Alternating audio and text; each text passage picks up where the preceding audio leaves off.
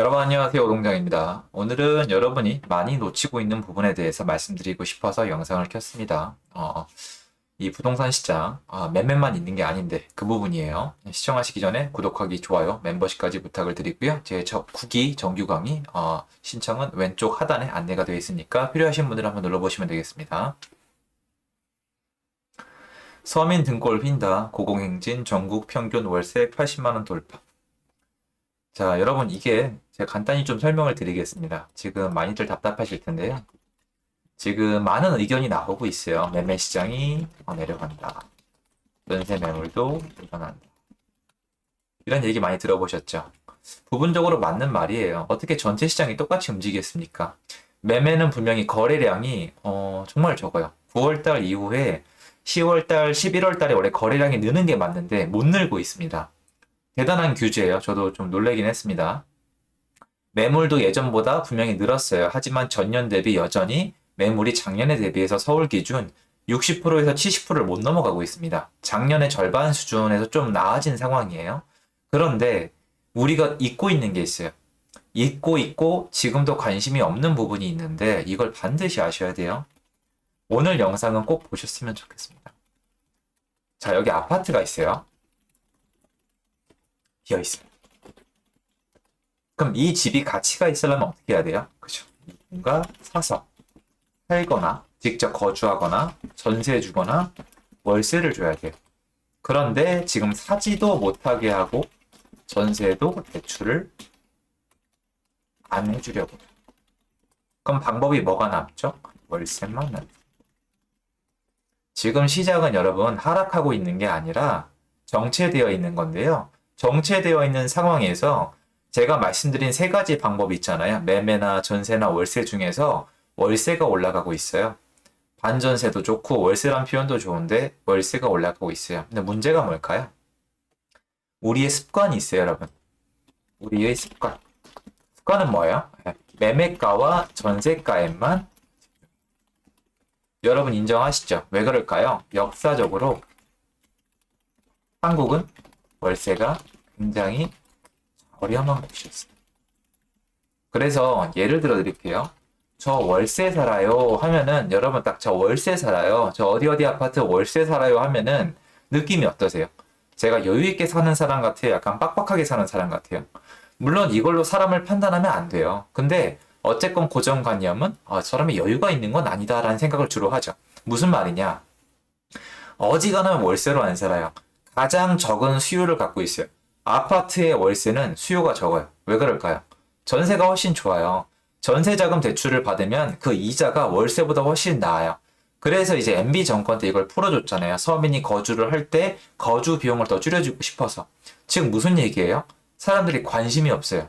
수요가 적고 시장이 작으니까 관심이 없어요. 월세는 빌라, 오피스텔 이쪽에서 핫했죠. 그런데 지금 아파트 시장에서 월세가 문제가 되어가고 있지만 사람들이 이번에도 이걸 인식하고 월세가 오르고 있다는 거를 서로 얘기하는 데까지 꽤 오랜 시간이 걸릴 건데 움직이고 있습니다. 많은 분들이 정말 많이 놓치는 거예요. 아파트 값 월세가 올라가고 있다는 게 얼마나 심각한 문제인지 사람들은 몰라요. 왜? 언젠간 여러분의 문제가 될 거거든요. 전 여러분에게 집을 사라고 말씀드리고 있어요. 왜 그럴까요? 자, 여러분한테 그냥 철학적으로 그런 얘기 말고 깔끔하게 실질적으로 한번 정리를 해봐요. 자, 좋아요. 여러분이 집이 없어요. 집이 없어도 수도권에 살고 있다면 또 한국 광역시나 지방에 살고 있다면 집은 필요해요. 이거 인정하시죠? 이거는 불변의 법칙이에요. 집은 필요해요. 그럼 방법은 세 가지예요. 매매를 하거나 전세로 살거나 아니면 월세로 살아야 돼요. 근데 지금 매매랑 전세 시장이 위축이 돼 있어요. 그럼 월세로 살아야 되는데 이거죠. 여러분이 예를 들어서 지금 매매가 아니라 전세로 살고 있다면 그 다음번은 어떻게 될까요? 여러분이 이 다음번에도 전세로 살고 싶으면 전세가가 안정되어 있거나 지금처럼 전세자금 대출이 잘 나와야 돼요. 시중에 확인해 보세요. 과연 전세자금 대출이 잘 나오고 있는지 전세 가격이 그대로 있는지. 그게 아니라면 그 다음에 선택할 수 있는 건 월세. 납득이 좀 되시지 않으세요? 지금 월세가 왜 오를까요? 맞아요. 매매와 전세를 선택하기 어렵기 때문에 월세가 오르고 있는 거예요. 그런데 지금 시장은 매매랑 전세가 주춤하다는 이유로 하락을 논하는 분들이 많아요. 아직 하락을 논하기엔 일러요. 아직 그런 상황이 아닙니다, 여러분. 자, 그러면 매매와 전세로 가지 못한 분들이 집은 필수제니까 집이 필요해서 월세 시장으로 가서 월세가 오르고 있는데 이건 통계적으로나 아니면 언론적으로 크게 다루고 있지 않지만 직접 체감하는 분들은 굉장히 심각한 문제예요. 근데 아직 공론화되지 않아요. 왜 그렇죠? 월세 수요자 자체가 기존의 전세나 매매 수요자보다 작기 때문이에요. 하지만 시간 문제일 뿐이죠. 정리를 해보자면 지금은 아파트 시장이 안정화된 게 아니라 매매가 난리를 치다가 전세가 난리를 치다가 피로감이 느껴지고 방법이 없자 월세로 가고 있고 월세도 안 되니까 빌라, 오피스텔, 생수까지 오르고 있다는 겁니다. 이게 제일 큰 문제야. 그럼 월세가 다 오르면요? 어떻게 될까요? 제 말이 지금 듣기 싫거나 이해가 안 되시는 분들께는 이런 질문을 드릴게요. 매매가가 멈출까요? 지금 이대로 가면? 전세가가 멈출까요? 월세가가 그만 오를까요? 저는 이게 계속 오를 거라고 말씀드리는 게 아니에요. 지금 이번 영상의 포인트는. 여러분이 봤을 때 매매가가 왜 그만 오를 것 같은지 생각을 하실 수가 있어야 돼요. 저는 지금 그 대답을 할 수가 있거든요. 자신은. 매매가가 이제 그만 오르고 내려갈 이유, 전세가가 올라가다 이제 그만 올라갈 이유, 월세가 올라가다가 그만 올라갈 이유를 스스로 내가 이렇게 확신시킬 수 있으면 문제가 안 돼요. 근데 그게 아니면 여러분 주거 형태에 다음이 없는 거예요. 다음이 없으면 굉장히 불안정하잖아요. 주거는 제일 중요한 것 중에 하나예요. 뭐 어떻게 될까요? 월세가 다 올랐다. 매매도 안 되고 전세도 안 되니까 월세로 가다가 월세가 오르다가 월세가 다 올랐다. 그럼 어떻게 될까요? 아주 간단해요, 여러분. 지금 보시면은 항상 이렇게 시장은 맞물려 돌아가요. 항상 매매, 전세, 월세를 같이 보셔야 되는데 언론은 자꾸 떼서 보죠. 떼서 보면 여러분들은 계속 시야가 가려 보여요. 이겁니다. 봐요. 매매가 하기 싫어. 그러면 전세가 올라요. 자, 가격이 내려가요. 매매가가 내려가요. 집을 사고 싶지 않죠. 저도 과잉하기 싫을 것 같아요. 내려가잖아요. 근데 집은 거주해야 되잖아요. 그럼 전세로 들어가야 돼요. 근데 전세가 없거나 대출이 안 나와. 아니면 비싸. 그럼 어떻게 돼요? 월세로 살아요. 근데 이제 이게 또 월세가 수요가 몰리다 보니까 월세가 너무 비싸. 그럼 어떻게 하실래요? 그 다음 선택지는 뭐예요? 그 다음 선택지는 매매나 전세예요. 아, 야, 매매 전세 많이 올랐다면서. 월세가 비싼데 내가 매매 전세를 왜 선택해라고 얘기하기 전에 우리가 뭐라 그랬죠? 집은 필수제라니까요. 공급을 해줘야 돼요. 빈집이 남아 넘쳐나면은 어떻게든 해결이 돼요. 수도권 인접하든 수도권 아니든 빈집을 많이 만들어주면 사람들이 원하는 집의 한도예요. 사람들이 원하지 않는 집은 버려지는 거예요. 여러분이 길가에 가다가 자동차가 버려져 있다고 그 차가 노는 차라고 여러분이 탈 수가 없어요. 집이 여러분이 선택해서 들어갈 수 있는 집이 많아야 돼요. 그래야 매매든 전세든 월세든 선택을 하는데 지금 시장의 본 모습은 뭐냐? 매매 시장도 망가져서 오를 대로 올랐고 전세 시장도 오르고 망가졌는데 금융 시스템까지 망가져서 어쩔 수 없이 월세로 들어가고 있는데 월세 시장이 상승을 하고 있는데 그 다음은 뭐냐는 거예요. 이게 중요해요. 이사철이에요, 지금 사실상. 매매 시장이랑 전세 시장이 많이 눌려 있어요. 저도 놀랐어요. 월세가 다 오르고 나면 어떻게 될까요? 매매나 전세일 수밖에 없어요, 여러분. 너무 쉬운 대답 아니에요? 왜? 집에는 어떻게든 들어가 살아야 되니까. 자, 그런데 이렇게 생각하실 수 있죠. 야, 매매나 전세가 남은 건 알겠는데 너무 비싸. 그러면 어떻게 되는 거예요? 더 싼 지역.